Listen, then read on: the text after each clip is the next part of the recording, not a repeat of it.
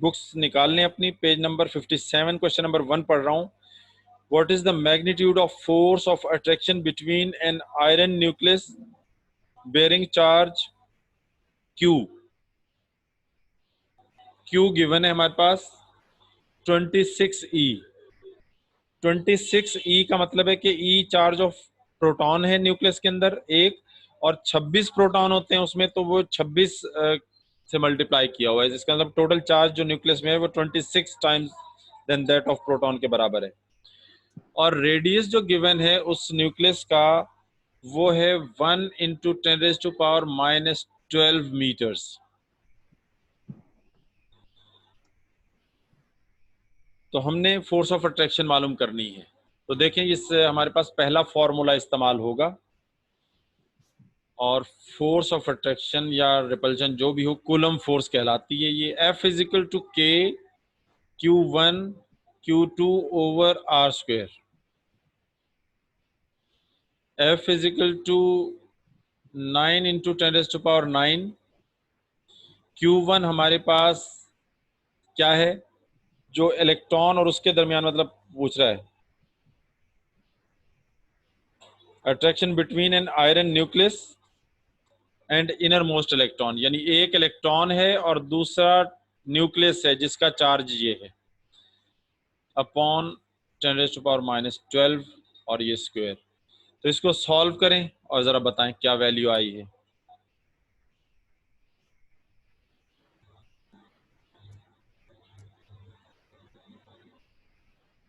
Check करें, यही answer आ रहा है।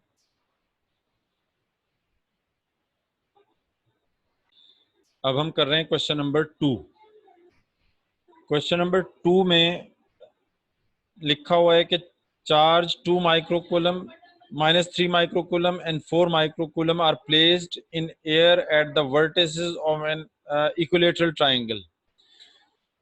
तो चार्ज 1, 2 और 3 रखे हुए हैं।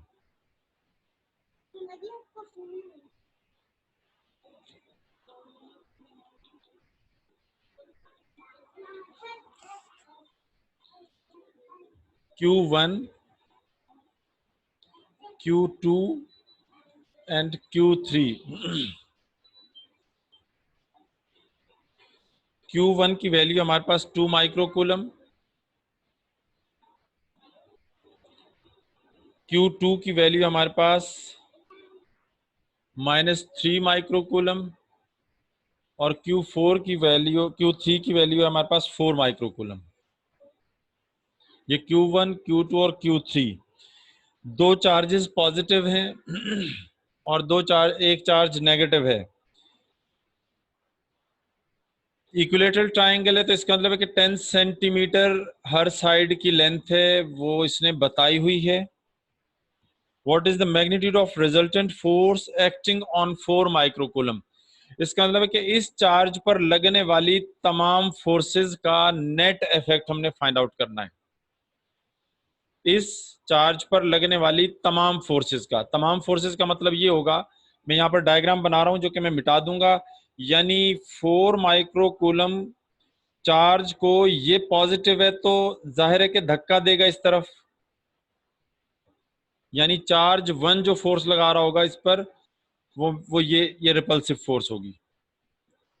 ये वाला चार्ज इसको अट्रैक्ट करेगा या रिपेल करेगा, अल्टीमेटली अट्रैक्ट करेगा, ये नेगेटिव है ये पॉजिटिव है, तो ये वाला चार्ज इसको अपनी तरफ खींचेगा, यानी ये वाले जो फोर्स होगी, फोर्स की डायरेक्शन ये होगी, ये होगा, मैं इसको F2 कह देता हूं। इन दोनों का रिजल्टेंट फाइंड आउट करना है। तो इन दोनों का रिजल्टेंट जो फाइंड आउट करना है वो हम अपने तरीके से कर लेंगे। ये है रिजल्टेंट। इस रिजल्टेंट का फॉर्मूला आप जहन में रखें, जो फर्स्ट ईयर में पढ़ा था। दोबारा बता देता हूं, जब भी हमारे पास ट्राइंगल बन रही हो तो जिसका जो रिजल्टेंट है, यहां पर ये भी तो एक साइड ऑफ ट्राइंगल ही ना, तो रिजल्टेंट का square is equal to F1 का स्क्वायर प्लस F2 का square minus 2F1 F2 and cos of angle opposite to the resultant. ये है एंगल। तो ये क्या एंगल बन रहा होगा, ये बन रहा होगा, हमारे पास इक्विलेटरल ट्राइंगल है तो सारे एंगल 60 के होते हैं, तो ये हमारे पास 60 का बन रहा होगा, तो यहाँ cos 60। ये वाली इक्वेशन फर्स्ट ईयर में थी, अगर याद आ रही है तो ठीक है, नहीं याद आ रही तो इसको बस याद रखें।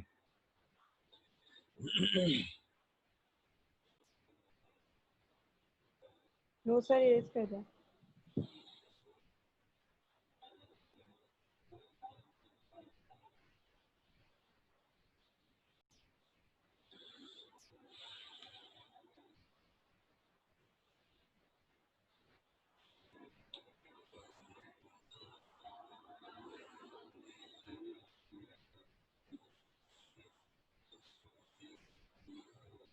तो ये नोट कर लें अपने पास।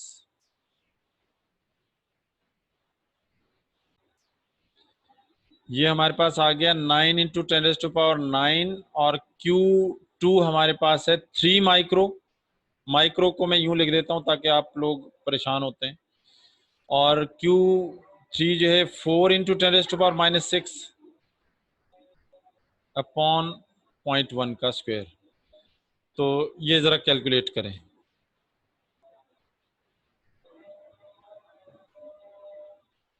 10.8। 10.8 इसका तो एक्सपोनेंट नहीं आ रहा।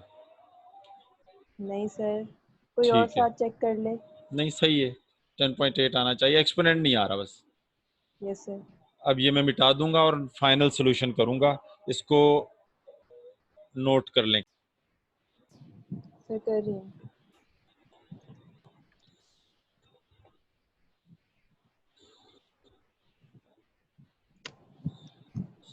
9.5 आना चाहिए। ये रूट वगैरह लेके सब।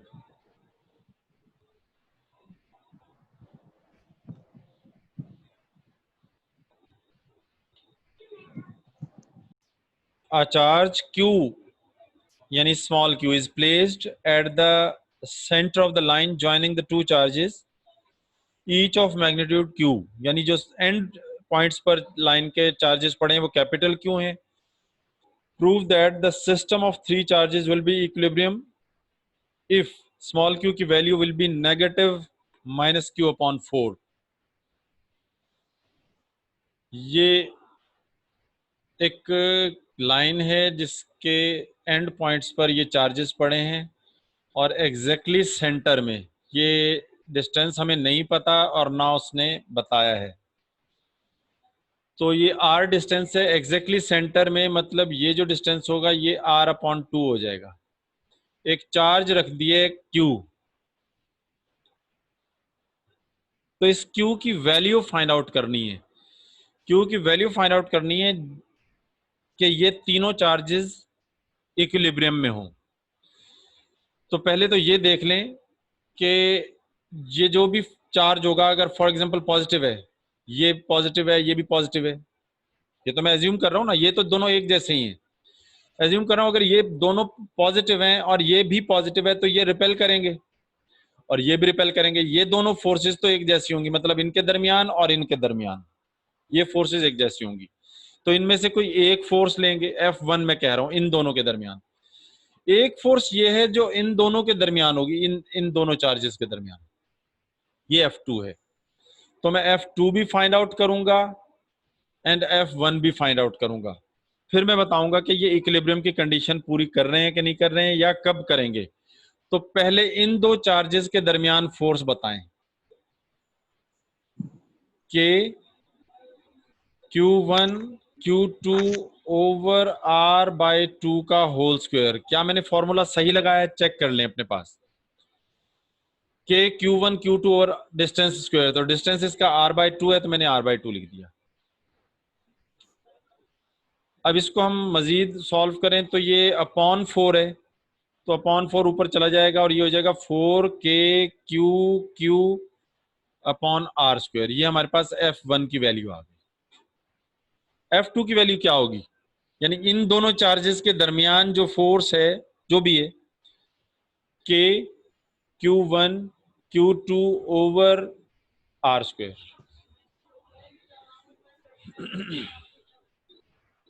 ठीक है, तो ये हमारे पास F2 आ गया।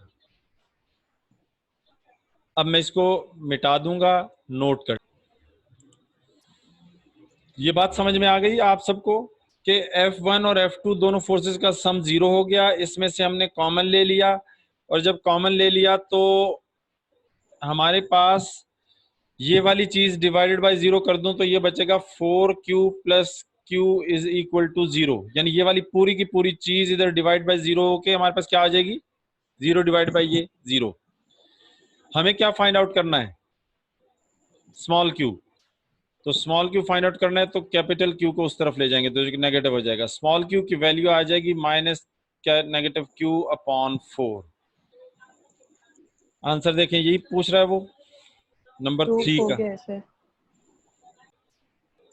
And direction of electric intensity E।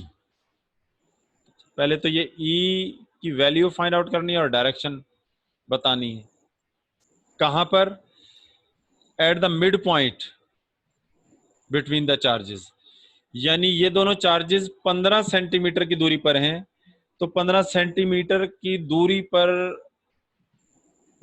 ये दोनों चार्जेस हैं Q1 and Q2, exactly centre में, जो कि 0.15 का डिवाइडेड बाय 2 करके देखें क्या आंसर आ रहा है। तो यहां पर electric field intensity find out करनी है हमने दोनों की वजह से। तो 0.075। 0.075 मीटर्स, ठीक है। अच्छा, इस चार्ज की वजह से भी, इस चार्ज की वजह से भी। अच्छा, ये जो भी चार्जेस हैं ये ऑपोजिट हैं, मतलब अगर ये प्लस है और ये माइनस है, ये तो गिवन है। मैं यहाँ पर जो भी चार्ज रखूंगा, कोई एक रखूंगा, कोई एक का मतलब ये है कि फॉर एग्जांपल अगर ये पॉजिटिव है यहाँ पर, तो पॉजिटिव इसे धक्का देगा और नेगेटिव इसे अट्रैक्ट करेगा। तो दोनों की वजह से जो इलेक्ट्रिक फील्ड इंटेंसिटी है वो एक डायरेक्शन में या अलग अलग डायरेक्शन में, एक ही अलग डायरेक्शन में, अलग डायरेक्शन। एक ही सर डायरेक्शन में। ये देखिए ना, पॉजिटिव चार्ज बीच में कोई जो भी चार्ज है और ये नेगेटिव चार्ज, अगर ये पॉजिटिव होगा तो ये पॉजिटिव इसको धक्का देगा और ये नेगेटिव इसको अट्रैक्ट करेगा। सही। तो दोनों फील्ड्स का सम, क्योंकि एक ही डायरेक्शन में, तो चार्ज 1 की वजह से जो फील्ड होगी और चार्ज 2 की वजह से जो फील्ड होगी वो दोनों सम अप हो जाएंगी, तो देन रिजल्ट आ जाएगा। तो ई का फॉर्मूला देख लें, यहां पर क्या नजर आ रहा है, के Q1/R² प्लस के Q2/R², ठीक है। तो इसमें हमारे पास कॉमन क्या आ रहा है, K/R² कॉमन आ गया, बाकी बचा Q1 ये है और Q2 ये, मैग्नीट्यूड बराबर है, हम मैग्नीट्यूड की बात कर रहे हैं। जब मैग्नीट्यूड की बात करें तो डायरेक्शन लेने की जरूरत नहीं है, जो कि हमने पहले ही बता दी कि एक ही तरफ है। प्लस 2 × 10⁻⁻⁷। के की वैल्यू भी पता है, आर की वैल्यू भी पता है, 0.07 पुट करें और यहां पर आंसर मुझे बताएं क्या है, कैलकुलेट करके फोर्स मालूम करें। अगर कोई प्रोटॉन यहां पर रखा हुआ हो इस इंटेंसिटी पर, यानी इसी जगह पर जहां पर हम सपोज कर रहे हैं ये चीजें कि भाई यहां पर एक पॉजिटिव चार्ज रखा हुआ है, अगर प्रोटॉन रखा होगा तो कितनी फोर्स एक्ट करेगी। तो फोर्स का फॉर्मूला हमारे पास है QE।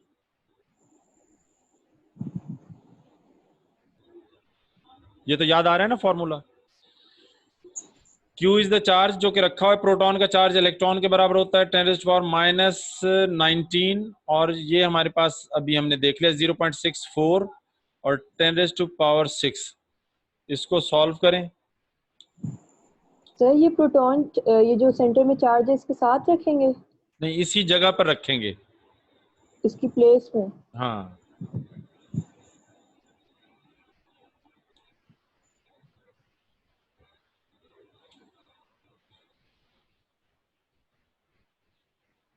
तो कितना आ रहा है जरा बताएं।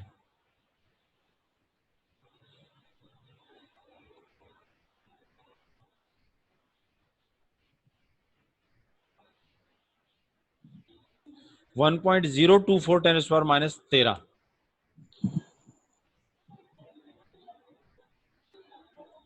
न्यूटन। आंसर भी यकीनन यही है। ये है। नंबर 5 है जी, two positive point charges 15 into 10⁻⁻10 coulomb और 13 into 10⁻⁻10 coulomb are placed 12 centimetre apart. Find the work done in bringing the two charges 4 centimetre closer. इसका मतलब है कि इनको 4 सेंटीमीटर क्लोज ले आए तो वो हम उस दौरान वर्क कितना करना पड़ेगा हमें, ये हमें फाइंड आउट करना है। तो वर्क का फॉर्मूला हमारे पास क्या है? वर्क का फॉर्मूला हमारे पास क्या है? Q इंटू वी, ऐसा ही है ना? अगर ये Q1 है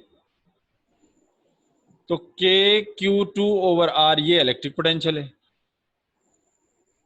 ठीक है।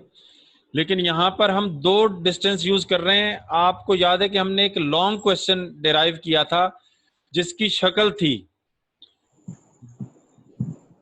जिसकी शक्ल ये थी, मतलब ये बिल्कुल इसी से हमने डिराइव किया था। और मैं इसको लेके जा रहा हूं KQ1 Q2 1/R और एक और 1/R। तो यहाँ दो डिस्टेंसेस दिए हुए हैं, तो यहां पर आ जाएगा 4 सेंटीमीटर। एक डिस्टेंस है 4 सेंटीमीटर, नहीं एक है 12, पहले है वो 12 सेंटीमीटर। तो 12 सेंटीमीटर का, अब इसको सॉल्व करें और बताएं क्या है। अच्छा, अगर ये भूल भी जाए इस तरह की बात तो ये जहन में रखें, यहाँ ऐसा नंबर आना चाहिए जो बड़ा हो। जो बड़ा हो का मतलब ये है कि डिनोमिनेटर छोटा हो।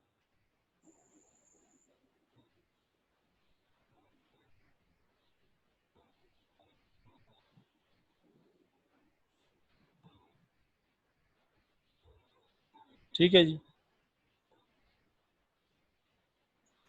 जरा बताएं कितना आया। मुझे यकीन है सही आएगा, इसलिए मैं लिख रहा हूं, लेकिन आप चेक कर लें फिर भी। -8 जूल्स।